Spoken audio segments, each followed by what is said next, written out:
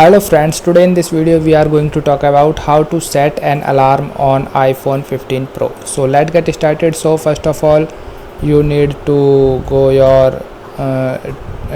launch the clock app and choosing on the alarm tab. Okay, when you tap on it, you can see a new interface just like this here.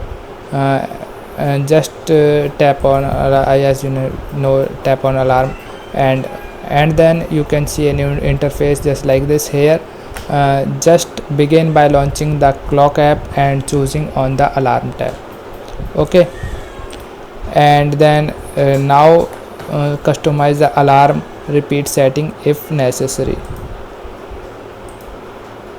and then you can also have two option to select a different alarm tone if you wish. Okay, you can select any tone, and then enter a label that will be show when the alarm activities and hit the save button. So that's all in this video. I hope you like this video. If you like this video, then please hit a like button. Thank you.